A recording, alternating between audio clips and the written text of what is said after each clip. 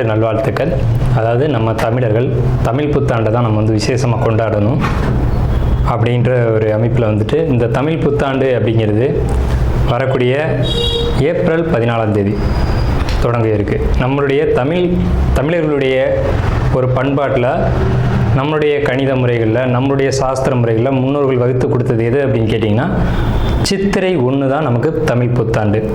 பிறக்க போகிற தமிழ் புத்தாண்டு இந்த சித்திரை 1 அப்படிங்கிறது விஸ்வாசு வருடம். அதாவது 60 வருடங்கள் தமிழருக்கு பிரபவ விவ சுக்ல பிரமோத்துத பிரமோத்பத்தி ஆங்கிரச ஸ்ரீமுக பவ யுவ தாது ஈஸ்வர வெகுதானியா அப்படின்ட்டு 60 வருடங்கள் தமிழ் வருடங்கள் கொடுக்கப்பட்டிருக்கு. அதில் 39வது வருடமானது விஸ்வாசு வருடம். இந்த வருடத்தை நோக்கி தான் நம்ம அடியெடுத்து வைக்கிறோம். நம்ம தமிழர்களுடைய கலாச்சாரப்படி பல்வேறு மதங்களும் பல்வேறு இனங்களும் பல்வேறு கலாச்சாரங்களும் இருந்தாலும் இந்த உலகத்தினுடைய ஆதி கர்த்தா, ஜோதிட சாஸ்திரத்தினுடைய ஆதி கர்த்தா அப்படிங்கிறவங்க தமிழர்கள் தான். அப்படிங்கிறதுல எல்லளவு கூட மாற்றம் இல்லை. அப்படிங்கிறத நீங்கள் நல்லா புரிஞ்சுக்கணும்.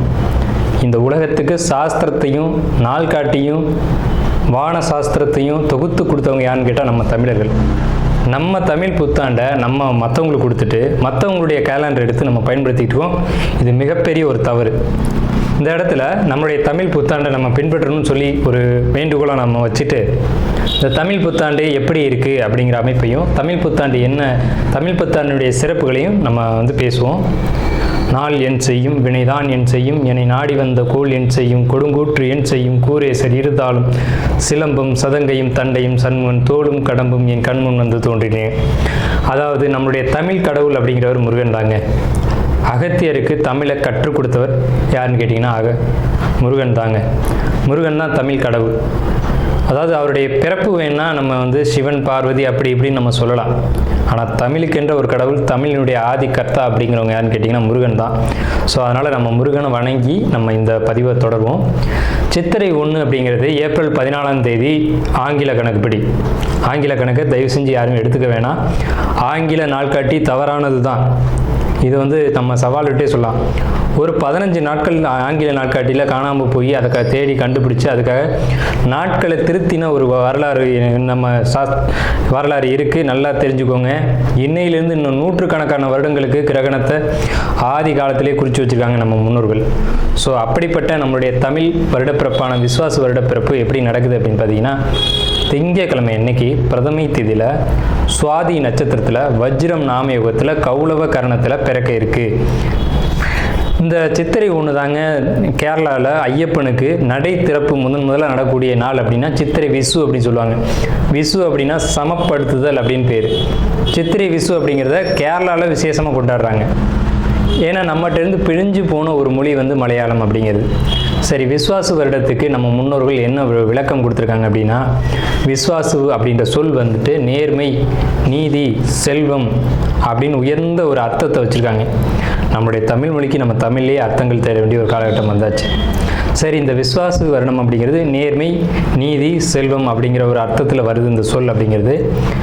இந்த விஸ்வாசு வருடத்துக்கு உண்டான பலன்களாக நம்ம முன்னோர்கள் என்ன சொல்லியிருக்காங்க அப்படின்னு பார்த்தீங்கன்னா, விஸ்வாசு வருடம் தன்னில் வேளாண்மை ஏறும், பசுமாடும் மாடும் பழிக்கும், சிசு நாசம், மறையோர்கள் வாழ்வார்கள், மாதவங்கள் மீறுமே, மற்றுலகில் உண்டு மலை அப்படின்னு சொல்லியிருக்காங்க. மற்றுலகில் உண்டு மலை அப்படின்னு முடிக்கிறாங்க. இதனுடைய அர்த்தம் என்னன்னு கேட்டிங்கன்னா, இந்த வருடம் விஸ்வாசு வருடம் அப்படிங்கிறது ஒவ்வொரு 60 வருடங்களுக்கு ஒரு முறை 39 ஆண்டாக பிறக்கக்கூடிய இந்த விஸ்வாசு வருடமானது வருகின்ற காலகட்டத்தில் எல்லாம் வேளாண்மை உயரும் அப்படின்னு சொல்லியிருக்காங்க.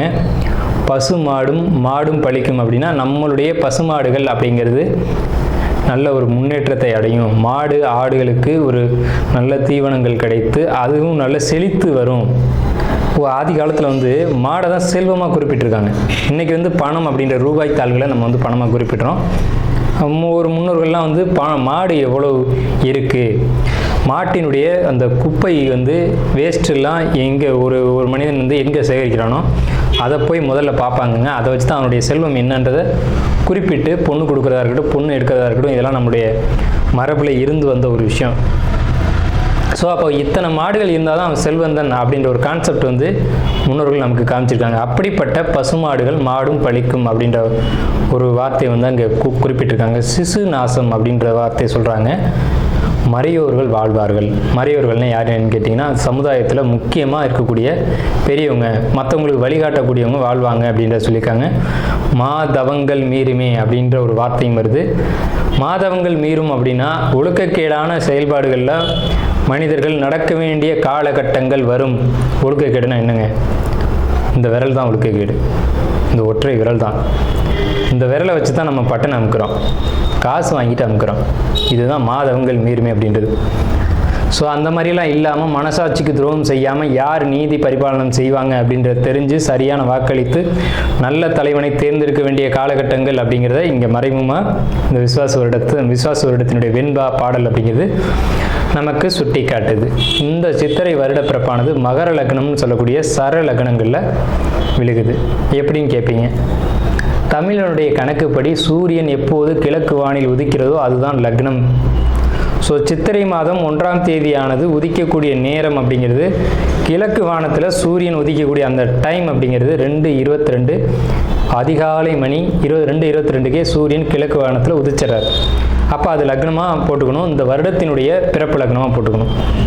ஸோ அப்படி நம்ம போடும்போது மகர லக்னம் சர லக்னத்தில் விழுகுது. முன்னோர்கள் சித்திரை 1ஆம் தேதி அப்படிங்கிறத கண்டறிஞ்சு அந்த 1ஆம் தேதி தொடங்கக்கூடிய லக்னத்தை கண்டறிஞ்சு அதுக்கான பலன்களை பஞ்சாங்கங்களில் எழுத ஆரம்பிச்சிருக்காங்க. ஸோ அதன் அடிப்படையில் சர லக்னமான மகர லக்னத்தில் இந்த புத்தாண்டு அப்படிங்கிறது பிறகுது. இது ஒரு விசேஷமான ஒரு விஷயந்தான்.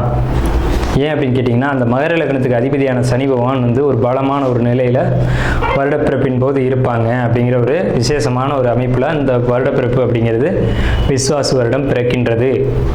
ஸோ இந்த விஸ்வாச வருடம் பிறக்கும் போதே நமக்கு ஒரு நல்ல செய்தி கிடைச்சாச்சு, இந்த வருடம் நன்றாக இருக்க போகுது அப்படிங்கிற ஒரு விஷயம். சரி, இதை சித்திரை மாதம் தான் நீங்கள் தமிழருடைய கலாச்சாரம் அப்படின்னு சொல்லிங்களே, இதுக்கு ஏதாவது ஆதாரம் இருக்கா அப்படின்னு கேட்டிங்கன்னா கண்டிப்பாக இருக்கிறது. புறநானூறு அப்படின்ற ஒரு தமிழ் இலக்கியம் இருக்குது. அதில் போய் தேடி பார்த்தீங்க அப்படின்னா தலைநாள் பூத்த பொன் இனர் வேங்கை அப்படின்ற சொல்லும், கனிவேங்கை நன்னாளே நாடி மலர்தலால் அப்படின்ற வார்த்தை வரும். அதாவது சித்திரை மாதத்தில் பூக்கள் அதிகமாக பூத்து குலுங்கும். அதனால தான் தலைநாள் அப்படின்ற சொல்ல யூஸ் பண்ணுறாங்க. தலைநாள்னா முதல் மாதம் அப்படின்னு, தலை மாதம் கடை மாதம் அப்படின்னு பிரிக்கிறாங்க. கனிவேங்கை நாடி மலர்தலால், கனிவேங்கை நல்லான் நாடி மலர்தலால், அந்த பூக்கள் பூக்கிறதுனால அந்த கனிவேங்கை மாதம் அப்படிங்கிறதையும் தலைநாள் பூத்த பொன் இனர் வேங்கை அப்படின்ற சொல்லும் புறநானூறு அப்படின்ற இலக்கியத்தில் தமிழ் மாதம் முதல் மாதம் சித்திரை மாதம்ன்ற குறிப்பீடு அங்கே இருக்குது. சரிங்களா? வண்ண மலர்கள் பூத்து குலுங்கக்கூடிய ஒரு பொன்னான மலர்கள், பொன் போன்ற மலர்கள். இன்றைக்கும் கேரளாவில் ஒரு மஞ்சள் நிறத்தில் தங்க நிறத்தில் பூக்கக்கூடிய பூக்களை பறித்து அவங்க விசேஷத்துக்கு சித்திரை 1 அன்னைக்கு கொண்டாடுறாங்க. அவங்க தமிழ் பண்பாடை பின்பற்றுறாங்க அப்படின்றத இதை நீங்கள் தெரிஞ்சுக்கலாம். சரிங்களா? இப்போ இந்த சித்திரைக்கு அதிதேவதை யாருன்னு கேட்டிங்கன்னா மகாவிஷ்ணு. மகாவிஷ்ணு தான் காக்கக்கூடிய கடவுள் அப்படின்னு சொல்கிறாங்க. மகாவிஷ்ணு எங்கும் நிறைந்தவர் அப்படின்னு சொல்கிறாங்க. சரிங்க சார், சித்திரை மாதம் விசேஷங்களை கொண்டாடலாமா அப்படின்ற ஒரு கேள்வி வரும். 100% கொண்டாடலாம். ஏன்னு கேளுங்க. இதுக்கு உதாரணம் ராமர் தான். ராமர் பட்டாபிஷேகம் ஏற்ற மாதம் எதுன்னு கேட்டிங்கன்னா சித்திரை மாதங்க.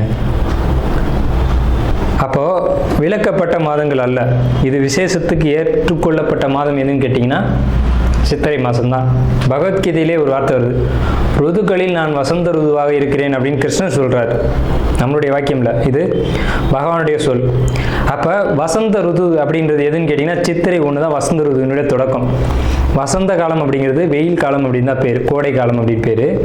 வசந்த காலமானது சித்திரை வைகாசி, இந்த 2 மாதத்தையும் வசந்த காலம் அப்படின்னு குறிப்பிடுறாங்க சமஸ்கிருதத்தில். அப்போ இந்த வசந்த காலம் எனக்கு பிடித்த ருது அப்படின்னு சொல்கிறாரு கிருஷ்ணர். ஸோ ராமர் பட்டாபிஷேகம் ஏற்றுக்கிட்ட ருது எது அப்படின்னு கேட்டிங்கன்னா சித்திரை மாதம். அப்போ சித்திரை மாதம் புது வீடு வாங்கலாம், புது வீடுக்கு கிரகப்பிரவேசம் பண்ணலாம், புது மனை எழுப்பலாம், மனை சம்பந்தப்பட்ட விஷயங்கள், மங்கள காரியங்கள், இது எல்லாம் செய்வதற்கு உகந்த மாதம் சித்திரை மாதம். சரி, அப்போ அந்த சித்திரை மாதம் பார்த்திங்கன்னா சித்திரா பௌர்ணமி அப்படின்னு ஒன்று வரும். சித்திரை பௌர்ணமி அப்படின்ற ஒரு விசேஷம் வரும். சூரியன் மேசத்திலும் சந்திரன் துலாத்திலும் இருந்து சித்திரை நட்சத்திரம் வருகின்ற நாளில் பௌர்ணமி திதியானது உதிக்கும். ஒவ்வொரு தமிழ் மாதத்துக்கும் குறிப்பிட்ட நட்சத்திரத்தில் தான் பௌர்ணமி திதி வரும். அந்த திதி எந்த காலகட்டத்திலையும் மாறாது. அதனால தான் தமிழர்கள் ரொம்ப நுட்பமானவர்கள் நம்ம சொல்கிறோம். வைகாசி மாதம் அப்படின்னு எடுத்துக்கிட்டோம்னா அந்த மாதத்துக்கு பேர் வைகாசின்னு ஏன் வந்தது அப்படிங்கிறது தெரியணும். விசாக நட்சத்திரத்தில் பௌர்ணமி உதிக்கும். மேச ராசியானது மே மாதம் நம்ம மேச ராசின்னு சொல்கிறோம், மேடத்தை மே அப்படின்னு சொல்கிறோம். நம்மக்கிட்டேருந்து எடுத்துக்கொண்ட ஒரு வார்த்தை ஆங்கிலத்தில். மேடம்ன்ற சொல்ல மேஷம், மேடம்ன்ற சொல்ல மே அப்படின்னு திரிச்சிருக்காங்க. இவ்வளோதான் விஷயம், சரிங்களா? மேடம் நம்ம குறிப்பிட்றோம் ராசியில், அதை மே மாதம்னு அவங்க குறிப்பிட்றாங்க. அப்போ இந்த பருவ காலத்தில் மே மாதம் வரக்கூடிய இந்த சித்திரை நட்சத்திரத்தில் தான் சித்திரை மாதம் பௌர்ணமி உதிக்கும். முழு நிலா, பெரிய நிலா உதிக்கும். சந்திரன் வந்து ரொம்ப பிரகாசமாக இருக்கக்கூடிய பௌர்ணமி திதியானது முதல்ல உதிக்கிற மாதம் சித்திரை மாதத்தில் தான் அவ்வளோ முழு நிலாவாக ஒலிக்கும். இந்த சித்ரா பௌர்ணமி அப்படிங்கிறது சித்திரகுப்தனுக்கான விசேஷ நாள். சித்திரகுப்தன் யாருங்க? யமனுடைய பிஏ, யமனுடைய கணக்காளி, யமனுடைய பணியாளர். இவரை வந்து இந்த மாதத்தில் விசேஷமாக கொண்டாடுறாங்க. நம்மளுடைய முன்னோர்கள் இறந்தவங்க இருக்காங்க அப்படின்னா அவங்க நல்ல ஆத்மாவா கெட்ட ஆத்மாவான்னு கணக்கு எழுதக்கூடியவர் சித்திரகுப்தன் தான். அந்த கணக்கு அவர் எழுதுறதுனால தான் சித்ரா பௌர்ணமி அன்னைக்கு நம்ம முன்னோர்களை கொண்டாடி விசேஷமாக வழிபாடு செய்கிறோம். தை 1 தமிழ் புத்தாண்டுன்னு கொண்டு வந்தாங்க. அதை முழுமையாக ஒரு வருடம் கூட அவங்களால கடைபிடிக்க முடியல. இன்னொரு வரைக்கும் அதுக்கான சரியான கணக்கீடுகளை அவங்களால கொடுக்க முடியலை. வார்த்தைக்கு தை 1 தான், இது வந்து நாங்கள் ஆதாரத்தை கண்டுபிடிச்சிட்டோம், எங்கள்கிட்ட இது இருக்குது அது இருக்குது அப்படின்லாம் சொன்னாங்க. ஆனால் ஒரு தெளிவான ஒரு விஷயத்தை அவங்களால கொடுக்க முடியல. அதுக்கான ஒரு காலண்டரையோ நாட்காட்டியோ அவங்களால கொடுக்க முடியல. சித்திரை 1 தான் தமிழர்களுக்கான புத்தாண்டு. அந்த புத்தாண்டை விசேஷமாக கொண்டாடணும். எப்படிலாம் கொண்டாடலாம் சார்? எப்படி கொண்டாடலாம்? சித்திரை மாதத்துக்கு முத நாளே அதுக்கு நம்ம தயாராகணும். நம்மளுடைய பாரம்பரிய உடைகளை அன்றைக்கி அணியணும். என்னது நம்ம பாரம்பரிய உடை அப்படின்னு கேட்டிங்கன்னா, தும்பப்பூ மல்லு வேட்டின்னு கேள்விப்பட்டிருப்பீங்க. மல்லு வேட்டி வந்து தும்ப நிறத்தில் தாங்க இருக்கும். தமிழருடைய உடை அப்படின்னு எடுத்துக்கிட்டிங்கன்னா, நம்ம வந்து வெயிலில் இருக்கக்கூடியவங்க, விவசாயம் பண்ணக்கூடியவங்க, உழைக்கக்கூடியவங்க, நமக்கு வந்து மல்லு வேட்டி தான் ஒத்து வரும். இந்த இப்போ கலாச்சாரம் மாறிடுச்சு, என்னென்னவோ உடைகள் அணிகிறாங்க. அதெல்லாம் நமக்கான உடை கிடையாது. தும்பப்பூ மல்லு வேட்டி தான் நமக்கான உடை. அப்போ இந்த மல்லு துணியை தான் நம்ம வஸ்திரத்தை அணியணும். மேல் சட்டை போடக்கூடிய வழக்கம் நம்மளுடைய கலாச்சாரத்தில் கிடையாது. அப்படி போடுறது ரொம்ப தவறான விஷயம். நம்ம தவறான விஷயத்தை நோக்கி போய்கிட்டு இருக்கோம். ஒரு ஊசியில் குத்தி ஒரு துணியை நெஞ்சு நீங்கள் போட்டிங்கன்னா நீங்கள் தமிழர்களே கிடையாது. உறுதியாக சொல்லுவேன். வெறும் துணியை நூலில் கோக்காமல் அணிகிறவன் தான் உண்மையான தமிழன். இதை மறுத்து பேசவே முடியாது. இதுதான் உண்மையான வரலாறு. அதாவது ஒரு துணியை எடுத்து அப்படியே உடலில் சுற்றிக்கணும், அவன் தான் தமிழன். மேல் அங்கம் வந்து வஸ்திரம்ன்ற துண்டும், அது எவ்வளோ பெருசாக வேணாலும் இருக்கலாம், அது சின்னதாக வேணாலும் இருக்கலாம். அது அவங்களுடைய வசதியை பொறுத்தது. ஆனால் சுத்தமான மல்லுவாக இருக்கணும். மல்லுன்றது பருத்தி நூலால் செய்யப்பட்டது. நம்ம வந்து பருத்தியை உற்பத்தி செய்யக்கூடியவங்க. நம்ம நிலத்தில் தான் பருத்தி உற்பத்தி ஆகும். அதுக்கான சரியான மண் வந்து தமிழர்களுடைய மண் தான். உலகத்துக்கே ஆடையும் சாஸ்திரத்தையும் கற்றுக் கொடுத்தவங்க யாருன்னா தமிழன் தான். ஸோ இந்த மாதிரி பாரம்பரிய உடைகளை அணிஞ்சு நம்ம விசேஷத்தை கொண்டாடணும். பச்சடி செய்வாங்க அன்னைக்கு, சித்திரை 1 அன்னைக்கு பச்சடி செய்வாங்க. இன்றைக்கெலாம் யாருமே செய்யறதில்ல. வேப்பம்பூ பச்சடி, மாங்காய் பச்சடி இதெல்லாம் செய்வாங்க. அது ரொம்ப இனிமையாக இருக்கும். வேப்பம்பூ எப்படி சார் இனிமையாக இருக்கும்? செய்வாங்க சார், அதை இனிப்பாக செய்ய முடியும். பச்சடி செய்வாங்க. அன்னைக்கு அந்த உணவை எடுத்துக்கணும். வேப்பம்பூ ரசம்லாம் வச்சு அன்றைக்கி சாப்பிடுவாங்க. அவ்வளோ ருசியாக இருக்கும். அந்த நாளில் அந்த உணவை தான் எடுத்துக்கணும்னு நமக்கு முன்னோர்கள் சொல்லியிருக்காங்க. அதை தவிர்த்து நீங்கள் போகிறது அப்படிங்கிறது ஒரு சிறப்பான விஷயம் கிடையாது. சரி, நம்ம வந்து இந்த 39ஆம் ஆண்டில் இருக்கோம். கலியுகாதி வருஷம் 5127ஆவது ஆண்டு இந்த விசுவாச வருடம் பிறக்குது. இந்த ஆண்டினுடைய ராஜா மந்திரி அப்படிங்கிறது சூரியன். இந்த ஆண்டினுடைய ராஜா மந்திரி அப்படிங்கிறது சந்திரன்.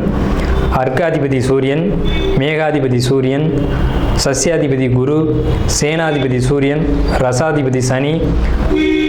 இந்த ஆண்டினுடைய ராஜா அப்படின்னு சொல்லக்கூடியவர் சந்திரன் பலமாக இருக்காங்க. இந்த ஆண்டு உடைய தொடக்கத்திலே பலமாக இருக்காங்க. சனி பலமாக இருக்காங்க. சூரியன் பலமாக இருக்காங்க. சூரியன் எப்போவுமே வருஷ ஆண்டு பிறப்பு அப்படின்னாலே சூரியன் பலமாக தான் இருப்பார். அது என்ன ஸ்பெஷல்னு கேட்டிங்கன்னா, அந்த வீடு வந்து எந்த ஒரு பலகீனமும் அடையாமல் இருக்குது. மேசராசி. சஸ்யாதிபதி குரு அதீத பலத்தில் இருக்கார். எப்படின்னு கேட்டிங்கன்னா, பரிவர்த்தனை யோகத்தில் குரு சுக்கிரன் பரிவர்த்தனையில் தங்களுடைய வீடுகளை மாற்றிக்கிட்டு, பகை கிரகங்கள் தான் குரு சுக்கிரன், ஆனால் தங்களுடைய வீடுகளை பரிமாற்றம் செஞ்சுக்கிட்டு நல்ல ஒரு பலமான நிலையில் இருக்காங்க. இந்த வருஷம் மழை வந்து ரொம்ப அற்புதமாக பெய்யும். சகல ஜீவராசிகளுக்கும் உணவுகள் தட்டுப்பாடு இல்லாமல் கிடைக்கும். ரொம்ப பெரிய ஒரு அற்புதமான விஷயம். அன்னதானங்கள், கோயில் விசேஷங்கள் சிறப்பாக நடக்கும். ஆனால் அந்த புனித யாத்திரைக்கு போகக்கூடியவங்களுக்கு இந்த விஸ்வாச வருடம் அவ்வளோ சிறப்பாக இல்லை. அங்கே சில நெருக்கடிகள், தொந்தரவுகள் இருக்கலாம் அப்படின்ற ஒரு சின்ன மைனஸ் மட்டும்தான் இருக்குது. அதே நேரத்தில் உணவு உற்பத்திகள் அப்படிங்கிறது அதிகரிக்கும். மழை நல்லா பொழியும். அணு ஆயுத உற்பத்திகள் அதிகமாக இருக்கும். ஆயுதங்கள், இரும்பு, எஃகு போன்ற விஷயங்களுடைய உற்பத்தி அதிகரிக்கும். மருத்துவத்தில் இந்திய தேசம் முதலிடத்தை வகிக்கும். வட மாநிலங்களில் வெள்ள பாதிப்புகள் ஏற்படும். மின்சார தடைகள் அடிக்கடி ஏற்படும். பேட்டரி வாகனங்கள் அதிகரிக்கும். பெரும்பாலும் இந்த பெட்ரோலியம் சம்மந்தப்பட்ட வாகனங்கள் அப்படிங்கிறது குறையும். தங்கம், வெள்ளி உளைச்சல் அப்படிங்கிறது உச்சத்தை அடையும். விலை உச்சத்தை அடையும். தங்கம், வெள்ளியை பொறுத்த வரைக்கும், ஆபரணங்களை பொறுத்த வரைக்கும் விலை உச்சத்தை அடையும். ஆனால் விலையும் அதிகம் அடையும் போதெல்லாம் அந்த விற்பனையும் அதிகமாகும். நல்ல லாபங்கள் கிடைக்கும். அதிகமாக தங்க நகைகளை வாங்கி அணியக்கூடியதும் சேமிக்கக்கூடியதும் இந்த ஆண்டு மக்கள் செய்வாங்க.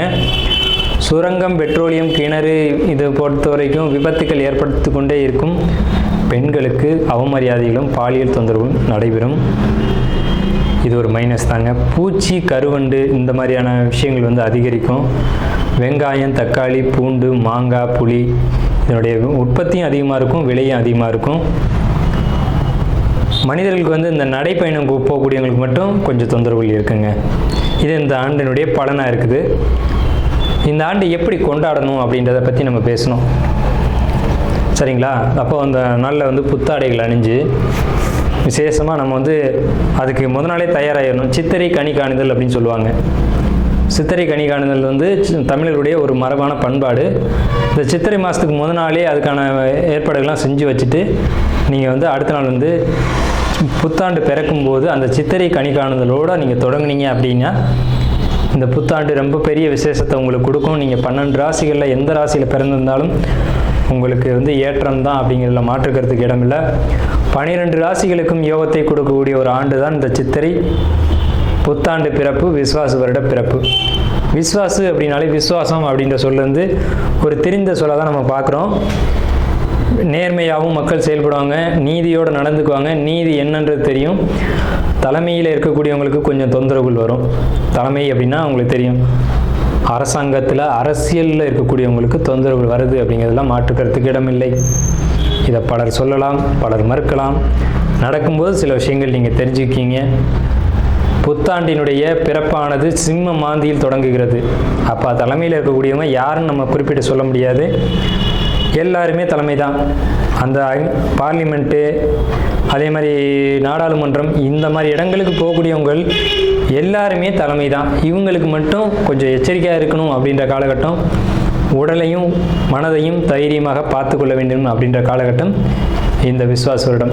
அதே சமயத்தில் நீதி, நேர்மை யாரெல்லாம் கடைபிடிக்கிறீங்களோ உங்களுக்கு இந்த விஸ்வாச வருடம் உங்களை விசுவாசமாக காப்பாற்றும் அப்படிங்கிறதுலையும் மாற்றுக்கிறதுக்கு இடம் இல்லைங்க. ஸோ நம்மளுடைய இந்த வீடியோ பார்த்த அனைவருக்கும் நன்றிகள். விஸ்வாச வருஷம் திருவாதிரை நட்சத்திரம் பலன்கள் எப்படி இருக்கும்? மிதுன ராசியினுடைய நடு நட்சத்திரம், உடைபடாத நட்சத்திரம். கோர்ட்டு, கேஸு, வம்பு வழக்கு வரக்கூடிய காலகட்டம்.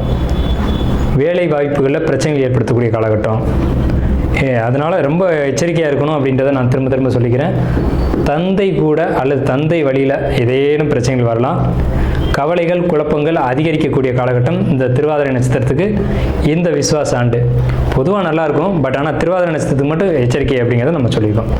காலபுருஷனின் 3வது ராசியான மிதுன ராசி இந்த விஸ்வாச வருடம் எப்படி இருக்கும் அப்படிங்கிறது நம்ம இந்த வீடியோவில் பார்க்குறோம். விஸ்வாச ஆண்டு பிறக்கிறது அப்படிங்கிறது சித்திரை 1ஆம் தேதி, மார்ச் 14. இந்த விஸ்வாச வருடம் தொடங்கி இது 60 தமிழ் ஆண்டுகளில் விஸ்வாசம் 39 ஆண்டாக எடுத்துக்கிறாங்க. இந்த விஸ்வாசம் எல்லாருக்குமே நல்லா இருக்கும். அதில் மிதுன ராசிக்கு விஸ்வாச ஆண்டு பாசிட்டிவாக இருக்கா நெகட்டிவாக இருக்கா அப்படிங்கிறத நம்ம இந்த வீடியோவில் பார்க்குறோம். மிதுன ராசி நேயர்களுக்கு தமிழ் புத்தாண்டு வாழ்த்துக்கள். நாள் என் செய்யும், வினைதான் என் செய்யும், என்னை நாடி வந்த கோள் என் செய்யும், கொடுங்கூற்று என் செய்யும், கூரேசர் இருதாலும் சிலம்பும் சதங்கையும், தண்டையும் சண்முன் தோளும் கடம்பும் என் கண்முன் தோன்றினே. இந்த மிதுன ராசி அப்படிங்கிறது காலபுருஷ தத்துவத்தில், அதாவது மேஷம், ரிஷமம் அப்படின்னு எண்ணி வரும்போது 3வது ராசி. இது முழுக்க அறிவு சார்ந்த ஒரு ராசி. அறிவு சார்ந்து பயணிக்கக்கூடியவங்க மிதுன ராசிக்காரங்க. நகைச்சுவை பண்ணுறது, காமெடி பண்ணுறது, அறிவு சார்ந்த ஒரு மீடியா தொடர்பு, எழுத்துத்துறை, கவிதை, கட்டுரைகள் எழுதுறது, இது சம்மந்தப்பட்ட தொடர்புடைய எல்லாருக்குமே மிதுன ராசியாக தான் இருப்பீங்க. இந்த மிதுன ராசிக்காரங்களை பொறுத்தவரைக்கும் உங்களுடைய குணம் எப்படி இருக்கும் அப்படின்னா, ஒரு ஆணவம் மிக்க குணம். ஆணவம்னா நமக்கு தான் அறிவு இருக்குது அப்படின்னு நினைக்கக்கூடிய ஒரு எண்ணம் உங்களுக்கு அதிகமாக இருக்கும். நம்மளை விட எல்லோரும் ஒரு படி கீழே தான் இருக்கணும் அப்படின்ற எண்ணம் இருக்கும். ஏன்னா அறிவு அதிகமாச்சு அப்படின்னாலே அது கொஞ்சம் தொந்தரவு கொடுக்கும் உங்களுக்கு. ரகசியங்களை உங்களுக்கு காப்பாற்ற தெரியாது. நெருங்கிய நண்பர்களாக இருப்பாங்க, அல்லது நீங்கள் தான் அவங்கள அனுசரித்து போயிட்டுருப்பீங்க, அவங்கள உங்கள் கைக்குள்ளே வச்சு பார்த்துக்கிட்டு இருப்பீங்க. ஆனால் அவங்கள பற்றின ரகசியத்தை பப்ளிக்கில் உடச்சிருவீங்க. ஸோ அப்போ அவங்களுக்கு என்ன ஆகும், மனசு உடஞ்சி போயிடும் இல்லையா? இந்த மாதிரியான குணம்லாம் உங்களுக்குள்ளே தான் இருக்கும். இது எப்படின்னா, அர்ஜுனனும் கிருஷ்ணரும் மாதிரி. அர்ஜுனனை காப்பாற்றினதும் கிருஷ்ணர் தான், அர்ஜுனனை அழித்ததும் கிருஷ்ணர் தான். இதே சமயத்தில் அர்ஜுனன் வந்து கிருஷ்ணர்கிட்ட இருந்ததுனால தான் அவன் பொழைச்சான். அறிவு எங்கே அதிகமாக இருக்கோ அங்கே கொஞ்சம் சிக்கலும் இருக்கும். கிட்டத்தட்ட கிருஷ்ணர் பண்ணின சேட்டைகள் எல்லாமே உங்கள்கிட்ட அதிகமாக இருக்கும். மிதுன ராசிக்காரங்க அல்லது மிதுன லக்னக்காரங்களாக இருந்தாலும் சரி, எல்லா செயல்களிலும் தன்னுடைய கை ஓங்கி இருக்கணும் அப்படின்ற எண்ணம் உங்களுக்குள்ளே இருக்கும். ரகசியத்தை காப்பாற்ற மாட்டீங்க, ரகசியத்தை காப்பாற்ற முடியாது. உங்களுக்கு வந்து ஏசி ஒத்துக்காதுங்க. அதிகமாக காற்றோட்டமாக இருக்கணும் அப்படின்னு நினைப்பீங்க, வெட்ட வெளிகளில் இருக்கணும் அப்படின்னு நினைப்பீங்க. அழகு சம்மந்தப்பட்ட விஷயங்களில் உங்களுக்கு ஈடுபாடுகள் அதிகமாக இருக்கும். பள்ளி, கல்வி, கற்றுக்கிறது, கலைகளை கற்றுக்கணும் அப்படின்ற எண்ணம் உங்களுக்குள்ளே எப்போவுமே அதிகமாக இருந்துக்கிட்டு இருக்கும். இந்த குணமுடைய உங்களுக்கு இந்த விஸ்வாச ஆண்டு எப்படி இருக்கும் அப்படிங்கிறத நம்ம பார்க்குறோம். இந்த ஆண்டினுடைய கிரக நிலை அமைப்பு அப்படிங்கிறது, உங்கள் ராசிக்கு உங்கள் ராசியின் மேலே சந்திரன், உங்கள் சந்திரன் மேலே குரு. நீங்கள் மிதுன ராசி, உங்களுக்கு மிதுனத்தில் தான் சந்திரன் இருக்கும். மிதுன லக்னக்காரங்களுக்கு லக்னம் வந்து மிதுன லக்னமாக இருக்கும், அதன் மேலே குரு. உங்கள் ராசிக்கு 3ஆம் இட கேது, உங்கள் ராசிக்கு 9ஆம் இட ராகு, 10ஆம் இட சனி. இதுதான் கிரக அமைப்பு அப்படிங்கிறது. இந்த கிரக அமைப்பு என்ன பலன்களை கொடுக்க போகுது? நம்ம கிரகங்களை பற்றி அதிகமாக பேச வேண்டியதில்லை, பலன்களை அதிகமாக எடுத்துக்குவோம். மிதுனம் அப்படின்னு சொன்னாலே அறிவு சார்ந்த ராசி அப்படின்னு நம்ம சொன்னோம். 10ஆம் இடத்துல சனி இருக்காங்க. 10ஆம் இடத்து சனி இருப்பிடத்தை மாற்றி கொடுக்கும் அப்படின்ற ஒரு அமைப்பு வந்து ஜோதிடத்தில் உண்டு. நீங்கள் இடம் மாற போகிறீங்க அல்லது மாறிட்டீங்க, மாறுறதுக்கான அமைப்பை தேடிட்டு இருக்கீங்க. புதிய ஆன்மீக பணிகளை நீங்கள் கையில் எடுப்பீங்க. ஆன்மீகம் சம்மந்தப்பட்ட ஒரு விஷயத்தை நீங்கள் செஞ்சு முடிச்சுக்கணும் அல்லது செய்யணும் அப்படின்ற ஒரு அமைப்பு. இதனால் உங்களுக்கு பொருளாதார கஷ்டங்கள் ஓரளவுக்கு வரதான் செய்யும். பொன்னவன் 12 ஏற மாதே பொன்றாமன் கையம்பால் ராவணன் மாண்டான் அப்படின்றது பாடல். எடுப்புலேயே நெகட்டிவாக சொல்கிற மாதிரி தெரியும். ஜென்ம ராமர் வனத்திலே சீதையை சிறை வைத்ததும், அது ஜென்மத்தில் குரு வரும்போது தான் ராமரை விட்டு சீதை பிரிகிறாங்க. இப்போ உங்களுக்கு ஜென்ம குரு அப்படின்னு சொல்லி பயமுறுத்துவாங்க. அதெல்லாம் நீங்கள் நம்ப வேண்டாம். அப்படிலாம் நடக்குமான்னு கேட்டிங்கன்னா நடக்காது. பாசிட்டிவான விஷயங்கள் உங்கள் ஜாதகத்தில் நிறைய இருக்குது. என்ன பாசிட்டிவான விஷயம்? உங்கள் ராசிக்கு 5, 7, 9 குரு பார்க்குறாங்க. ஒரு ஜாதகத்தில் 5, 7, 9 குரு பார்க்கக்கூடிய காலகட்டம் அப்படிங்கிறது மிக பிரம்மாண்டமான பெயர், புகழ், அந்தஸ்து, கௌரவம், வருமானம் இதெல்லாம் கொடுக்கும் அப்படிங்கிற மறுபுறத்தையும் பார்க்கணும். இது என்னென்னா, பழைய சுருதி பாடல்களை அப்படியே எடுத்துக்கணும் அப்படிங்கிறது இருக்கக்கூடாது. பழைய பாடல்கள் பழிக்கும் தான், பழிக்காமல் போகாது. ஆனால் அதில் பல அர்த்தங்கள் பொதிஞ்சிருக்கும். அதை நம்ம பிரித்து எடுக்கணும். இப்போ குரு உங்களுக்கு ராசி மேலே இருந்து 5ஆம் இடம், 7ஆம் இடம், 9ஆம் இடத்தை ஒரு சேர பார்க்கும் காலங்கட்டம் அப்படிங்கிறது கணவன் மனைவி உறவில் ஒரு அன்னோன்யம், அண்டர்ஸ்டாண்டிங் அப்படிங்கிறது வரும். அது இருந்தாலே போதுமானது இல்லை. கணவன் மனைவி உறவு சிறப்பாக இருக்குது அப்படின்னா வாழ்க்கையில் எப்படிப்பட்ட ஒரு சிக்கல், ஒரு பிரச்சனை அப்படின்றது வந்தாலும் அது நிவர்த்தி பண்ணக்கூடிய ஒரு சப்போர்ட்டிவ் அப்படிங்கிறது உங்களுக்கு கிடைக்குது. இந்த 5ஆம் இடம் அப்படிங்கிறது குழந்தைகளுடைய எதிர்காலத்தை குறிக்குது. குழந்தைகள் வெளியூர், வெளிநாடு போய் படிக்கக்கூடிய அமைப்பு அப்படிங்கிறது தடையின்றி அது நடக்கும். படிப்பு குழந்தைகளால் நீங்கள் பெருமை அடையக்கூடிய ஒரு காலகட்டம் அப்படிங்கிறது இந்த காலகட்டம் தான். இப்போ என் பொண்ணு 10th படிக்கிறா, +2 படிக்கிறா, நல்ல மார்க் வருமா சார் அப்படின்னா கண்டிப்பாக பெரிய மார்க் ஸ்கோர் பண்ணி உங்களை பெருமைப்படுத்துவாங்க. சமுதாயத்தில் உங்களை ஒரு அங்கீகாரத்தில் கொண்டு போய் வைப்பாங்க. இவங்களுடைய அம்மா, இவங்களுடைய அப்பா அப்படிங்கிற இடத்துல கொண்டு போய் உங்களை வைக்கிறது அப்படிங்கிறது இந்த விசுவாச ஆண்டில் தான் நடக்கும். ஸோ அப்படிப்பட்டவங்களுக்கு வாழ்த்துக்கள், என்னுடைய முதல் வாழ்த்துக்கள். அப்புறம் பார்த்தீங்கன்னா, அப்போ ஒரு சொத்து வரணும் சார், வராமல் பெட்டிங்கில் நிற்கிது, வருமா அப்படின்னு கேட்டிங்கன்னா நிச்சயமாக அந்த ப்ராப்பர்ட்டி உங்களுடையது. உங்களுக்கு உரிமை உள்ள ப்ராப்பர்ட்டியாக இருந்து நீங்கள் உங்களுக்கு நேர்மையான முறையில் அது சேரணும் அப்படின்ற ஒரு அமைப்பு இருந்ததுன்னா கண்டிப்பாக அது உங்களை வந்து சேரும். அதில் இது நாள் வரைக்கும் இந்த தங்கு தடைகள் அப்படிங்கிறது திடீர்னு காணாமல் போயிடும். ஸோ சொத்து ப்ராப்பர்ட்டி இந்த இஷ்யூஸ் அப்படிங்கிறதுலாம் இனி இருக்காது. வீடு வாகனம் இதெல்லாம் சேர்க்கக்கூடிய ஒரு அமைப்பு காலகட்டம் அப்படிங்கிறது இந்த காலகட்டத்தில் உண்டு. புதிய வீடு வாங்கணும் அல்லது புதிய சொத்து வாங்கணும். அது வீடாக இருக்கலாம், வாகனமாக இருக்கலாம், இயந்திரமாக இருக்கலாம், ஏதோ ஒன்றா இருக்கலாம். ஆனால் சொத்துக்கள் உங்களுக்கு சேரும் அப்படிங்கிறத மாற்று கருத்துக்கு இடமில்லை. நீண்ட தூர பயணங்கள், நீண்ட தூரம் போய் குலதெய்வத்தை வழிபாடு செய்கிறது, புனித பயணங்கள் அப்படிங்கிறதெல்லாம் உங்களுக்கு இந்த காலகட்டத்தில் குறிப்பாக நடைப்பயணமாக போகிறது அப்படிங்கிற ஒரு பழமையான வழிபாடுகள் அப்படிங்கிறதுலாம் இந்த காலகட்டத்தில் விஸ்வாச ஆண்டில் தடைப்பட்ட காரியங்கள் இப்போ வந்து அது தடைகள் நிவர்த்தியாகி நீங்கள் அந்த வழிபாட்டை எடுத்து செய்யக்கூடிய காலகட்டம். உங்கள் முன்னோர்கள் செஞ்சு வந்த புண்ணிய காரியங்கள், தர்ம காரியங்கள் இது நாள் வரைக்கும் விட்டு போயிருந்தாலும் அது இந்த ஆண்டு திரும்பவும் இதெல்லாம் செஞ்சுருந்தாங்கப்பா, நீங்கள் இதை செய்யணும் அப்படின்னு யாரேனும் ஒருத்தர் வந்து உங்களுக்கு ஒரு வழிகாட்டியாக இருந்து அதை எடுத்து கொடுத்து அதை நீங்கள் செஞ்சு உங்களுடைய பாவ கணக்குகளை குறைத்து கொள்ளக்கூடிய புண்ணிய கர்மாவை சேர்த்து கொள்ளக்கூடிய ஆண்டு இந்த விஸ்வாச ஆண்டு. அதனால தான் விஸ்வாசுக்கு நீதி, நேர்மை, செல்வம் அப்படின்ற பெயரை கொடுத்துருக்காங்க. இந்த தமிழ் புத்தாண்டான 39வது வருடமான விஸ்வாச ஆண்டு அப்படிங்கிறது உங்களுக்கு புதிய வீடு, புதிய வாகனம், புதிய சொத்து சேர்க்கைக்கான காலகட்டம். பிரிந்து போன நண்பர்களாக இருக்கட்டும், பிரிந்து போன உறவுகளாக இருக்கட்டும், மீண்டும் வந்து உங்களை புரிஞ்சுக்கிட்டு உங்களோட இணையக்கூடிய காலகட்டம். அதே நேரத்தில் அவங்களுடைய ரகசியங்களாக இருக்கட்டும், அவங்க உங்களுக்கு கொடுத்த கருத்துக்களாக இருக்கட்டும், நீங்கள் யார்கிட்டையும் வெளிப்படுத்தாதீங்க. பேச்சினால தேவையற்ற கெட்ட பேரை நீங்கள் சந்திக்கக்கூடிய காலகட்டம். அதை மட்டும் நான் உறுதியாக சொல்கிறேன். இது ஒன்று மட்டும்தான் உங்களுக்கு மைனஸ், மற்ற எல்லாம் சிறப்பாக இருக்குது. தொழில் நல்ல ஒரு நிலைமைக்கு வரும் அப்படிங்கிற ஒரு அமைப்பு இந்த காலகட்டத்தில் உண்டு. சமயத்தில் உங்களுக்கு நடக்கக்கூடிய ஒரு சின்ன பாதிப்பை பற்றியும் சொல்லி ஆகணும். என்னென்னு கேட்டிங்கன்னா, நகை ஆபரணங்களை பொறுத்த வரைக்கும் நீங்கள் கவனமாக வச்சுக்கணும். உறவுகளை பொறுத்த வரைக்கும் யாரையும் நம்பி ஜாமீன் கையெழுத்து போட வேண்டாம். நகை சம்மந்தப்பட்ட விஷயங்கள், ஆபரணங்கள் சம்மந்தப்பட்ட விஷயங்கள், நண்பர்கள், கூட்டாளிகள் அப்படின்னு சொல்லி யாருக்கும் கொடுக்கறது, வாங்கிறது, அதே மாதிரி ஜாமீன் கையெழுத்து போடுறது, இது சார்ந்த விஷயங்களை பொறுத்த வரைக்கும் நீங்கள் குறைச்சிக்கோங்க. அதை குறைச்சிக்கிறது தான் நல்லது அப்படிங்கிற ஒரு அமைப்பு. ஸோ எல்லா வகையிலும் உங்களுக்கு ஏற்றம் இருந்தாலும் உங்களுக்கு சின்ன ஒரு டிராபேக் மட்டும் இருந்தது, அதையும் நம்ம சொல்லிட்டோம். உங்களுக்கான பரிகாரம் அப்படின்னு நம்ம பார்க்கும்போது, ரோஹிணி நட்சத்திரம் வரக்கூடிய நாளில் முடிந்த வரைக்கும் கிருஷ்ணர் வழிபாடு அப்படிங்கிறது உங்களுக்கு மிகப்பெரிய ஒரு ஏற்றத்தை ஏற்படுத்தி கொடுக்கும். உங்களுக்கு பாதிப்புகள் அப்படிங்கிறது இல்லை, இருந்தாலும் ஏதேனும் உங்கள் ஜாதக ரீதியாக, சுய ஜாதக ரீதியாக, பிறப்பு ஜாதக ரீதியாக பாதிப்புகள் ஏற்படுத்தக்கூடிய அமைப்பில் இருந்துச்சு அப்படின்னா அதை சரி செய்யறதுக்கான ஒரு அமைப்பு அப்படிங்கிறது இந்த அமைப்பில் உங்களுக்கு வந்து இந்த ரோகிணி நட்சத்திரத்தில் அன்னைக்கு கிருஷ்ணர் வழிபாடு பண்ணுறது மூலமாக நிவர்த்தி செய்து கொள்ளலாம். கிருஷ்ணர் வழிபாடு, அதுவும் குறிப்பாக ரோகிணி வழிபாடுன்றது மிதுன ராசிக்கு மட்டுமல்ல எல்லாருக்கும் பொதுவான ஒரு ஏற்றத்தை கொடுக்கக்கூடிய ஒரு அமைப்பு தான். அதில் மிதுன ராசிக்கு மட்டும் அதிகபட்சமான நற்பலன்களை வழங்கும். ஒருவேளை தெரிஞ்சோ தெரியாமலோ ஏதோ ஒரு பாதிப்புகள் ஏற்படும் அப்படின்ற ஒரு நிலை வந்தாலும் கூட அதுக்கு முன் தடுப்போம் அப்படின்ற மாதிரியான ஒரு அமைப்பில் இந்த பாதிப்புகள் வந்து விலகி போகிறதுக்கான ஒரு நல்ல அமைப்பு தான் இது. முடிந்த வரைக்கும் கிருஷ்ணர் தேரில் இருக்க மாதிரியான படங்களை நீங்கள் அதிகமாக பயன்படுத்துங்க. நாரதர் படம் இருந்தது அப்படின்னா வீட்டில் ஒட்டி வைங்க. இதெல்லாம் உங்களுக்கு ஏற்பட வேண்டிய பாதிப்புகளை நிவர்த்தி செய்யும். நன்றியும் வாழ்த்துக்களும் மிதுன ராசிக்கு.